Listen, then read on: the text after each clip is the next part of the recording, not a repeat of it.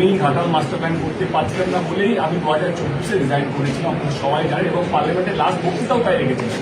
আমার প্রথম বক্তৃতাও ছিল ঘাটাল মাস্টার প্ল্যান নিয়ে, যেটা বাংলায় বলেছিলাম, এবং দিদির শেষ কথা রেখেছিলাম পার্লামেন্টে, সেটাও কিন্তু ঘাটাল মাস্টার প্ল্যান নিয়েই রেখেছিলাম, এবং দিদিকে সাফ সাফ বলেছিলাম এর ক্যান্ডিডেট হবো না, আমি বিদায় চেয়েছিলাম। অভিষেক এবং দিদি আমাকে ডেকেছিলেন এবং তারা বলেছেন তুমি কি চাও। আমি মিথ্যে কথা বলতে পারবো না ঘাটাল মাস্টার প্ল্যান নিয়ে। তখনই দিদি বলে, অভিষেকও বলে, ঘাটাল মাস্টার প্ল্যান যদি রাজ্য সরকার করে। আমি তখন বলেছিলাম যে আমার মনে হয় এটা যেভাবে রাজনীতি হয়, কথা দিয়ে আবার ভুলি ভালি আমাকে পটিয়ে আবার দলে নিয়ে আসবে, আর তারপরে দেখালো হলো না। তারা কথা দিয়েছেন শুধু আমাকে নয়, ঘাটালের মাটিতে এসে।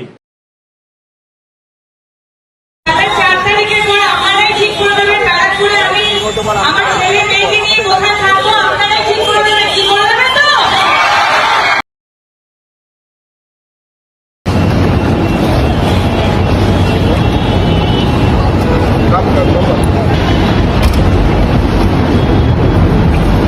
আসবে, খুব শীঘ্রই আসবে। 4 তারিখের পর আপনারাই ঠিক করে দেবেন ব্যারাকপুরে আমি আমার ছেলে মেয়েকে নিয়ে কোথায় থাকবো আপনারাই ঠিক করে দেবেন, কি করে দেবেন তো?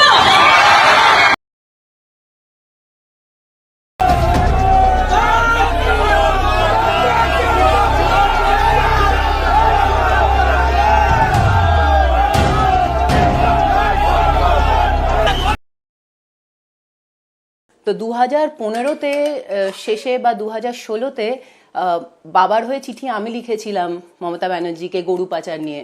আর মানে বাবা আমাকে বলেছিলেন একটা মানে যে বাবা কৃষ্ণনগর থেকে এটা হচ্ছে, আমি তোমার পিসিকে জানাতে চাই, তুমি একটা চিঠি লেখো। তো এইগুলো আমি লিখতাম। তো না জেনেও অনেক কিছু জানতাম, কারণ আমি ওই চিঠিগুলো লিখেছিলাম। আর ওটা বলার পরেও, এটা জানানোর পরেও কোনো অ্যাকশন নেওয়া হয়নি। আমার বোকা বাবা ভেবেছিলেন যে বললে করলে সাদা সাদা কালো কালো 2 2 4, মানে কতটা কিছু গভীরে কমপ্লিকেশন সেটা আমিও জানতাম না, বাবাও জানতো না। তৃণমূল কংগ্রেসের এই পরাজয়ের অন্যতম কাণ্ডারি অভিষেক বন্দ্যোপাধ্যায়, যার বিরুদ্ধে চুরি, দুর্নীতি, সিন্ডিকেট, তোলাবাজির অভিযোগ, তিনি হয়েছিলেন রাজ্যের সর্বোচ্চ ক্ষমতার অধিকারী বা কেন্দ্রবিন্দু। আমার একটা কেস হয়েছিল, সেই জন্য আমি অ্যারেস্ট হয়েছিলাম, কিন্তু সেই কেসের ব্যাপারে বিরোধী দলনেতা অলরেডি বলে দিয়েছেন। সেটা বিরোধী দলনেতা বলে দিয়েছেন, এটা নিয়ে আমি আর রিপিট করবো না, এটা নিয়ে রিপিট করা যায় না।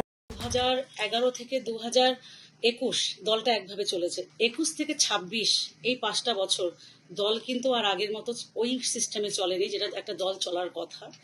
কোথায় যেন মনে হয়েছে মালিক আর চাকরের দল একটা হয়ে গেছে। সিন্ডিকেট রাজ যদি বলি, এই 21 থেকে 26-এ যেটা মারাত্মকভাবে বেড়ে গেছে। আমাদের তো ওভাবে সামনে বসে লিডারকে বলার জায়গা নেই। আমাদেরকে ওই তাদের যে কর্মচারীরা বা আমাদের যারা ওই তাদের এজেন্সি, তাদের কাছে আমাদের বলতে হবে, আর তারাই তাদের সাথে লিপ্ত। তারা কোথায় বলবে এই কথাগুলো? সেখানে যারা হয়তো তাদের রসদ দিতে পারতো, মিষ্টির প্যাকেট দিতে পারতো, তাদের কথাটা হয়তো উপরে যেত। আমরা যারা দিতে পারতাম না, আমাদের কথাটা সঠিকভাবে উপরে হয়তো যেত না। মানুষ আমাদের মতো লিডারদের প্রত্যাখ্যান করেছে। আমাদের দম্ভ, আমাদের অহংকার, আমাদের সেই বড় বড় গাড়ি চলা, আমাদের চলাফেরা, কথাবার্তা, তাকে মানুষ প্রত্যাখ্যান করেছে। ক্যান ইউ ইমাজিন, আমাদের পার্টির office is AB office, you are party spokesperson, আর আপনার অ্যালাউ নেই যে আপনি পার্টির উপরে যাবেন, মোবাইল, পেন, মানি ব্যাগ, ঘড়ি রেখে যেতে হবে। রাষ্ট্রপতি ভবনে হয় না। এই এম্বারেসমেন্টটা পার্টি কর্মীরা নিতে পারেনি। পার্টি কর্মীর চোখের জলের জন্য এটা হয়েছে। কার ক্ষমতা ছিল? আর দিদিমণির কাছে যাবে, দিদিমণির কাছে পেতোই না। দিদিমণি 2 দিন আচ্ছা ঠিক আছে করিস না, আচ্ছা ঠিক আছে করিস না করে, তারপর 3 দিনের দিন আবার অভিষেককে ছেড়ে দিত। দিদিমণির আমলে তো এরকম হয়নি। দিদিমণি আমলে কি বদমাইশি করেছে, ঠিক আছে অ্যারেস্ট করে দাও।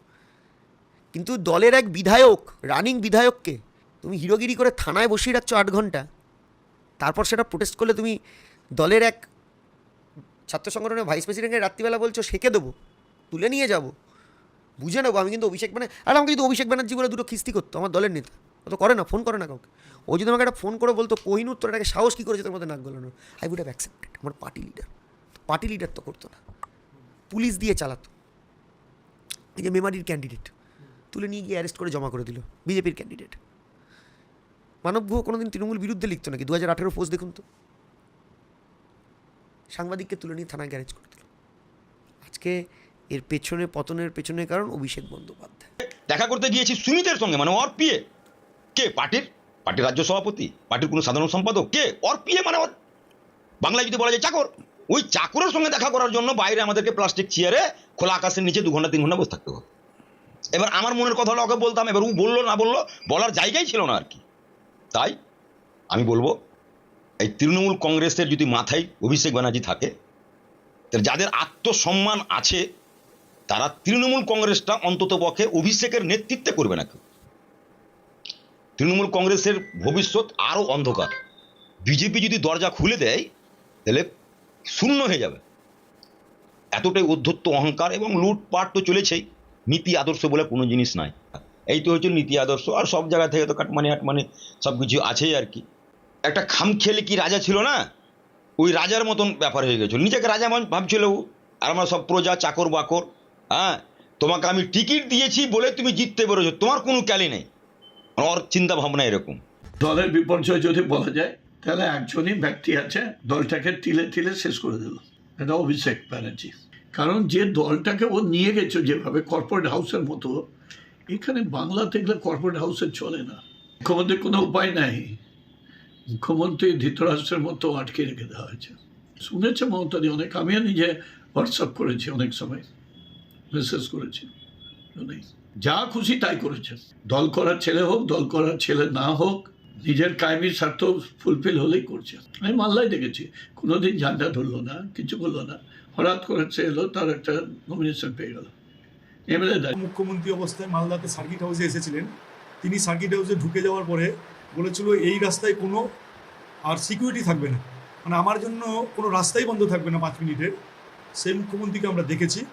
আর মুখ্যমন্ত্রী না হয়ে একজন সাধারণ এমপি কী জাতীয় ঔদ্ধত্য পালন করে সেটাও আমরা দেখেছি। মালদা শহরে 5 ঘন্টার জন্য ছিল একটা বেসরকারি হোটেলে, সেই এলাকা দিয়ে কোনো গাড়ি ঘোড়া যেতে পারবে না, মানুষ যেতে পারবে না, ওখানে জ্যামার বসিয়ে দেওয়া হবে, কেননা তৃণমূল কংগ্রেসের রাজপুত্র এসেছে মালদায়। আমি শুভেন্দু অধিকারী ঈশ্বরের নামে শপথ করিতেছি যে বিধি দ্বারা স্থাপিত ভারতের সংবিধানের প্রতি আমি অকৃত্রিম নিষ্ঠা ও আনুগত্য পোষণ করিব। আমি ভারতের সার্বভৌমত্ব ও অখণ্ডতা রক্ষা করিব। পশ্চিমবঙ্গ রাজ্যের মুখ্যমন্ত্রী রূপে আমার কর্তব্যসমূহ নিষ্ঠাপূর্বক এবং বিবেকসম্মতভাবে নির্বাহ করিব এবং ভয় বা পক্ষপাত, প্রীতি বা বিদ্বেষ রহিত হইয়া সকল শ্রেণীর জনগণের প্রতি সংবিধান ও বিধি অনুসারে ন্যায়াচরণ করিব।